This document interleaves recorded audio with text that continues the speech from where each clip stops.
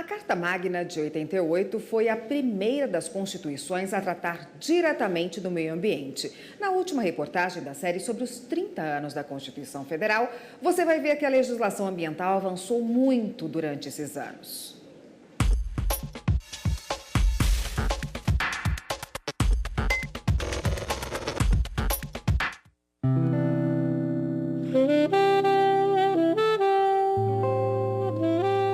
As florestas naturais correspondem a cerca de 61% do território brasileiro.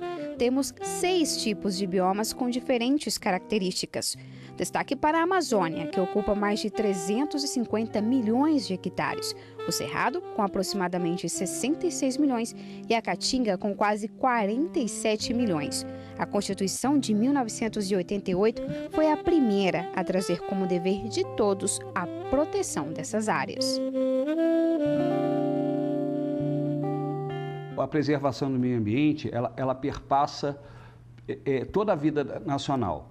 A saúde, né, a liberdade, o desenvolvimento, né? E se observarmos na Constituição, veremos que o meio ambiente está contemplado em diversos dispositivos constitucionais. Nos últimos 30 anos, o país também avançou na legislação ambiental para reduzir ao máximo as consequências de ações devastadoras. E muitas dessas leis são consideradas as mais completas e avançadas do mundo. O Código Florestal é a lei mais rigorosa do mundo em matéria de proteção de vegetação. Nenhum país do mundo restringe o uso da propriedade em até 80%, que é o que acontece na Amazônia. A nossa legislação de proteção de nascente dentro do Código é a norma mais restritiva do mundo.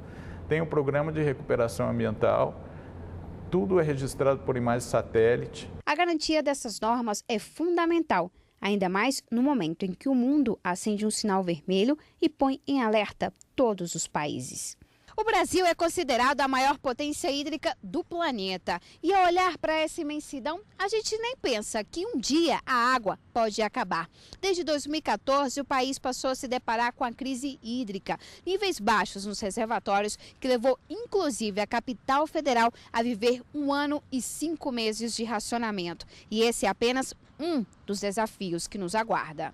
Hoje, em meia geração, a gente percebe a mudança do clima, o aquecimento e os problemas que isso traz, e nós temos que agir de uma forma bastante urgente, não temos tempo de perder.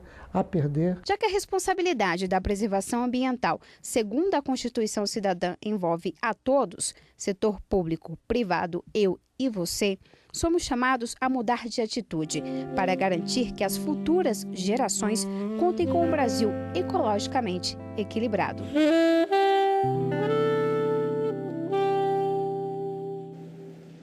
Você viu aí a última reportagem especial sobre os 30 anos da Constituição Federal. E a repórter Viviane Novaes, que também participou da feitura dessa série, que contou um pouco das conquistas da Carta Magna de 88, conversou com a consultora jurídica da TV Justiça, Karina Zucolotto, sobre os julgamentos no Supremo Tribunal Federal e os mecanismos de controles constitucionais. Para comemorar os 30 anos da Constituição, o Supremo Tribunal Federal organizou esta exposição aqui no tapete vermelho, que tem os 8 livros das Constituições brasileiras. Karina, na série de reportagens, a gente mostrou as inovações que a Constituição de 88 trouxe. Agora, em termos de controle de constitucionalidade das leis, o que ela tem de novo? Antes da Constituição de 88, Viviane, nós tínhamos apenas a ação direta de inconstitucionalidade. E com o texto constitucional, a grande inovação foi a chamada ADPF, Arguição de Descumprimento de Preceito Fundamental, que serve justamente para atacar um ato normativo ou uma legislação federal, estadual, municipal, anterior ou posterior à Constituição, que não pode ser objeto de ação direta de inconstitucionalidade. Essa ação, ela começa e termina só aqui no Supremo, são as chamadas ações originárias da Suprema Corte.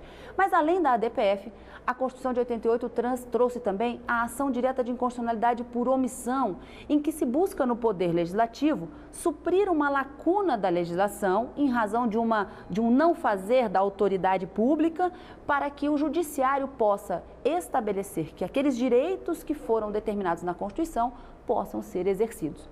Ao lado da ADO, um remédio constitucional chamado mandado de injunção, que tem esse mesmo propósito.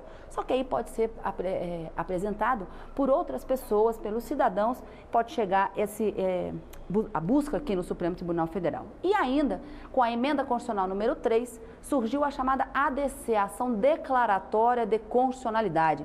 Havendo controvérsia judicial, decisões judiciais divergentes, uma entende que a lei é constitucional, o outro juiz entende que é inconstitucional, chega a ADC aqui no Supremo e diz assim: Supremo, essa lei é constitucional ou inconstitucional?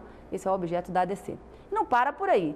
Com a emenda 45 surgiu ainda a possibilidade do Supremo, e é só aqui no Supremo, a edição das chamadas súmulas vinculantes.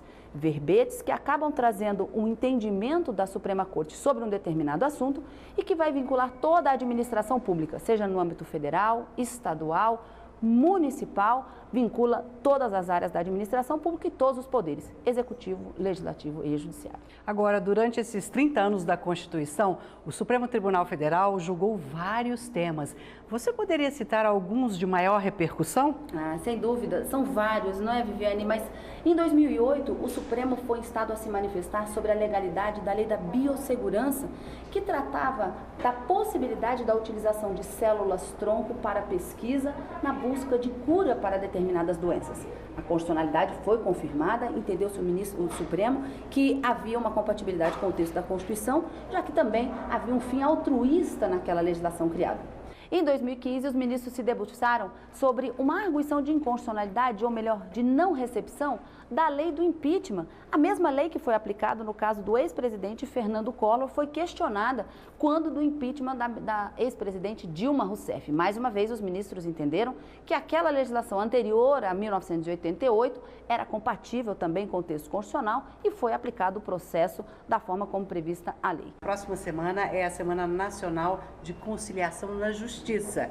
E a gente fez uma reportagem sobre esse assunto. Vamos ver. Os juízes recebem inúmeras ações todos os dias e trabalham para acelerar os julgamentos e, assim, desafogar a justiça. Mas muitos desses casos podem ser resolvidos fora dos tribunais por meio da conciliação. O método é simples. As duas partes ficam frente a frente. O conciliador acompanha a conversa para intermediar o possível acordo. Há 13 anos, os tribunais concentram esforços para estimular esta forma de resolução de conflitos. Desde 2006, o Conselho Nacional de Justiça promove a Semana Nacional da Conciliação. A deste ano vai começar na próxima segunda-feira. A iniciativa vai contar com palestras, ações de cidadania, casamento comunitário e além, é claro, das audiências de conciliação agendadas em todo o país. Vários tipos de conflitos podem ser resolvidos por meio da conciliação, como, por exemplo, pensão alimentícia, guarda dos filhos e acidentes de trânsito. Este ano, a expectativa é superar os números de 2017, quando foram solucionados mais de 3.700.000 casos por meio de acordo. Karina, que tipo de conflito pode ser resolvido aí na Semana de Conciliação? Essa Semana Nacional de Conciliação, que vem sendo implementada pelo CNJ, como a gente viu na reportagem, desde 2006, então 13 anos desse trabalho, são processos, são conflitos que já ingressaram na Justiça, seja no Tribunal de Justiça, nos tribunais do trabalho, nos tribunais federais e que podem sofrer algum tipo de composição para resolver aquela lide que foi implementada no processo judicial. Mas é importante, Viviane, que a gente lembre a todos que conciliar sempre é um caminho muito melhor do que judicializar esses conflitos. Então, sempre é tempo de conciliar, sempre é tempo de se alcançar a paz social.